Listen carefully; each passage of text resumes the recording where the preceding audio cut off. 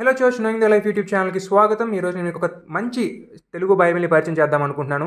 ఇంగ్లీష్లో చాలా బైబిల్స్ నేను చూశాను, బట్ ఆ తర్వాత చాలా కాలంగా నాకు అనిపిస్తూ ఉంటుంది, అసలు తెలుగులో ఎందుకు ఇలాంటి బైబిల్స్ రావు అని నాకు అనిపిస్తూ ఉంటుందన్నమాట. సో దానికి సమాధానంగా ఈరోజు ఈ బైబిల్ వచ్చింది. సో ప్రతి ఒక్కరు దీన్ని కొనుక్కోవాలని నేను కోరుకుంటున్నాను. ఇది ₹1000 అనమాట, పియూ లెదర్. ఒకవేళ బాండెడ్ లెదర్ అయితే 1100 ఎంతో ఉంటుంది. సో ఒకసారి మీరు అమెజాన్లో కానీ ఇంకెక్కడైనా కానీ సైట్స్లో దొరుకుతాయేమో చూసే ప్రయత్నం చేయండి. సో ఓపెన్ చేయగానే మనకి ఇక్కడ చాలా మంచి ఇంట్రడక్షన్ కాదు, సో ఒక ప్రెజెంటేషన్ పేజ్ అనేది ఉంది. అండ్ ఆ తర్వాత మనకి ఇది తెలుగు బైబిలే అండి. సో హీబ్రూ నుంచి గ్రీక్ నుంచి తీసుకొచ్చినటువంటి నార్మల్ తెలుగు బిఎస్ఐ బైబిల్ అనమాట.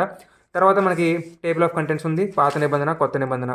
అండ్ పాత నిబంధనలోకి వెళ్ళిపోగానే దీని యొక్క విశిష్టత ఏంటంటే ఇంట్రడక్షన్ ఉంటుందండి. చాలా తెలుగు బైబిల్స్లో ఇవి మనకి కనిపించవు, సో ఇందులో ఇంట్రడక్షన్స్ ఉంటాయి, అలాగే టేబుల్ ఆఫ్ కంటెంట్స్ కూడా ఉంటాయి అనమాట. సో ఈ యొక్క ప్రత్యేకంగా ఆది కాండానికి సంబంధించినటువంటి డివిజన్ ఏదైతే ఉందో ఆ అధ్యాయాల యొక్క డివిజన్ అనేది, ఆ యొక్క టేబుల్ అనేది ఇక్కడ మనకి ఇవ్వడం జరిగింది.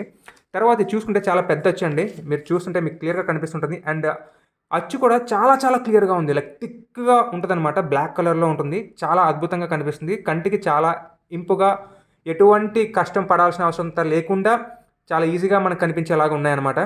అండ్ ఇంకొక ప్రత్యేకమైనటువంటి విషయం ఏంటంటే క్రాస్ రిఫరెన్సెస్.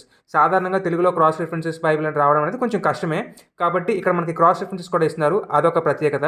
సో అలా చూసుకున్నట్లయితే ప్రతి బుక్కి కూడా మనకి ఇంట్రొడక్షన్ ఇవ్వడం, టేబుల్ ఆఫ్ కంటెంట్స్ ఇవ్వడం, అండ్ దెన్ దానికి సంబంధించిన క్రాస్ రిఫరెన్సెస్ ఇవ్వడం కూడా మనం చూడగలుగుతాం. అండ్ దెన్ చూస్తే మీరు ఇండెక్స్ అనమాట, అంటే ఏ ఏ పుస్తకాల్లో ఉన్నారో మీకు అర్థమైపోతుంటుంది అనమాట. సో ఇలా మీరు ఏ పుస్తకాలు ఉన్నారో కూడా చూసుకోవచ్చు. అండ్ ఏదైనా పుస్తకానికి వెళ్ళాలన్నా కానీ చాలా మీకు ఈజీగా ఉంటుందన్నమాట, మీరు ట్రాక్ చేసుకోవచ్చు అనమాట. ఇక మనం కొత్త నిబంధనకు వచ్చేస్తే ఇందులో ఉండే ఇంకో ప్రత్యేకత ఏంటంటే రెడ్ కలర్ ఎడిషన్ అనమాట. అంటే జీసస్ క్రైస్ట్ మాట్లాడినటువంటి మాటలన్నింటినీ కూడా రెడ్ కలర్లో ఇస్తారనమాట. మీరు చూస్తుండొచ్చు, చాలా థిక్ రెడ్ అనేది కొన్ని చోట్ల ఉంటుంది. ఇందులో డౌన్ సైడ్ ఏంటంటే కొన్ని చోట్ల థిక్గా ఉండదు. సో ఇక్కడ చూస్తున్నట్లయితే మీకు చాలా థిక్గా కనిపిస్తుంది, కానీ ఇంకొన్ని చోట్లకి వెళ్తే చాలా పల్చగా కనిపిస్తుంటుంది, సో మీకు కనిపించదు. సో దీనివల్ల ప్రాబ్లం ఏంటంటే కొంచెం పెద్దవాళ్ళు ఎవరైనా ఉన్నారంటే వాళ్ళకి ఈ రెడ్ కలర్ అక్షరాలు కనిపించేటటువంటి అవకాశం ఉండదు. ఇంకొన్ని చోట్ల ఏమవుతుందంటే కొంచెం ఈ ప్రింటింగ్ అనేది కొంచెం బ్లరీగా ఉంటుంది. సో ఈ యొక్క ఇన్కన్సిస్టెన్సీ ఏదైతే ఉందో అది కొంచెం ప్రాబ్లమేటిక్గా అనిపిస్తుంది చివరికి వెళ్ళేసరికి. కానీ ఓవరాల్గా చూసినట్లయితే మాత్రం బాగానే ఉంటుంది. సో ఎక్కువగా మీరు చూసుకున్నట్లయితే చాలా మీరు సాటిస్ఫై అవుతారనమాట. ఇక్కడ మీరు చూడండి, ఇక్కడ రెడ్ కలర్లో ఉండేటటువంటి టెక్స్ట్ చాలా మనకి లైట్గా ఉంటుందన్నమాట. ఈవెన్ మీరు ప్రకటన గ్రంథానికి వెళ్ళినా కానీ మీకు చాలా మంచి ఇన్ఫర్మేషన్ దొరుకుతుంది. ఇక్కడ మీరు చూడొచ్చు, జీసస్ క్రైస్ట్ మాట్లాడినటువంటి మాటలు ఇక్కడ మళ్ళీ రెడ్ కలర్లో ఇవ్వడం మీరు గమనించవచ్చు అనమాట. ఇక్కడ కూడా మీరు చూస్తూ ఉండొచ్చు. సో జీసస్ క్రైస్ట్ మాటలన్నీ కూడా రెడ్ కలర్లో ఉన్నాయి, అండ్ దానికి సంబంధించినటువంటి క్రాస్ రెఫరెన్సెస్ అన్ని ఇక్కడ ఉన్నాయి.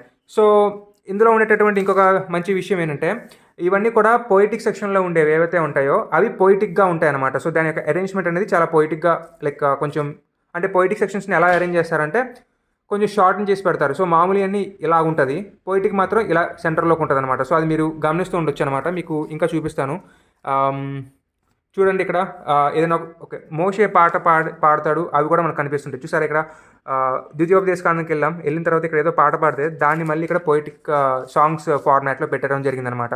అలాగే యెషయా గ్రంథానికి వెళ్ళినా కానీ అది కూడా పొయిటిక్గా ఉంటుంది కాబట్టి మనకి ఇలా ఉంటుంది. సో మీరు చూస్తే నార్మల్ టెక్స్ట్ అంతా ఇలా ఉంటుంది, పొయిటిక్గా ఏమన్నా ఉన్న పాట ఏమన్నా ఉన్నా కానీ అది ఇంకొంచెం మధ్యలోకి ఉంటుందన్నమాట. సో ఈ డిఫరెన్స్ అనేది మనకి ఈ యొక్క బైబిల్ అనేది కల్పిస్తుంది, ఇదొకటి.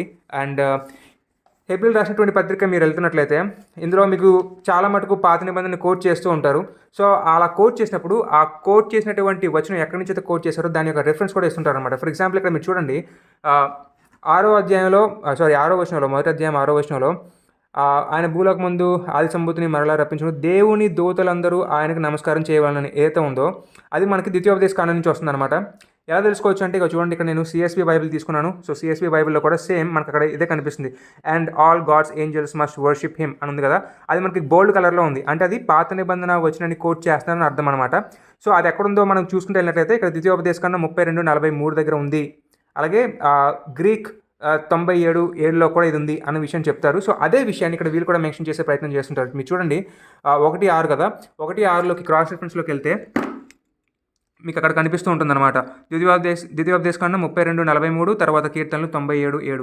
సో ఈ యొక్క వచనాలు అనేవి ఈ పాత నిబంధన నుంచి వచ్చినాయి అన్న విషయాన్ని మనం క్రాస్ రిఫరెన్స్లోకి వెళ్ళి చూస్తే మనకు అర్థమైపోతుంటుంది.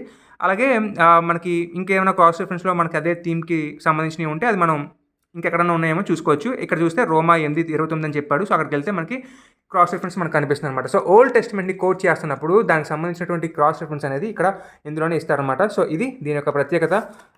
సో ఇలా మీరు ముందుకెళ్తున్నట్లయితే మనకి చివరిలో ప్రకటన గ్రంథం అయిపోతుంది. అండ్ దెన్ తర్వాత కొన్ని మ్యాప్స్ కూడా ఇవ్వడం జరిగింది. 1, 2, 3, 4 రెళ్ళు 8 మ్యాప్స్ ఇవ్వడం జరిగిందనమాట. కలర్ మ్యాప్స్లో ఉన్నాయి, చాలా బాగున్నాయి, మీరు చూడొచ్చు. సో ఇది మీరు తీసుకోవచ్చు అంటే ఖచ్చితంగా అందరూ తీసుకోవచ్చు. అండ్ చాలా మంచి బైబిల్, ఫాంట్ బాగుంది, చాలా పెద్దగా కనిపిస్తుంది, పెద్దవాళ్ళు వాడచ్చు. రెడ్ కలర్ ఎడిషన్, తర్వాత ఇండెక్స్ ఇక్కడ మనకు కనిపిస్తుంటుంది, ఇంట్రొడక్షన్స్ ఉన్నాయి. తర్వాత ఇదిగో చూడండి, సాటిన్ రిబ్బన్ కూడా ఇచ్చారు వీళ్ళు. సో ఈ రిబ్బన్ కూడా మీరు పెట్టుకోవచ్చు ఎక్కడ కావాలంటే అక్కడ. చూడండి ఇక్కడ నేను చెప్పాను కదా ఒక్కొక్కసారి బ్లరీగా ఉంటుందని, ఇక్కడ మీరు గమనిస్తే మనకి బ్లరీగా కనిపిస్తుంటుంది అనమాట. సో ఇలా కొన్ని చిన్న చిన్న ప్రాబ్లమ్స్ ఉన్నాయి. బట్ అగైన్ నెక్స్ట్ ఎడిషన్లో అది మేబీ వీళ్ళు క్లియర్ చేస్తారేమో. Black and then brown colour editions ఇప్పుడు మనకి అవైలబిలిటీలో ఉండడం నేను గమనించాను. సో ఇంకేమైనా ఉన్నాయేమో ఒకసారి మీకు కనుక తెలిస్తే మీరు దాన్ని పర్చేస్ చేసుకోవచ్చు. సో బ్యూటిఫుల్ బైబిల్ అండి, మొత్తానికి చాలా నీట్గా, కూల్గా, చాలా ఉపయోగపడే విధంగా ఈ యొక్క బైబిల్ని తీర్చిదిద్దారు. So try to have it. Bye.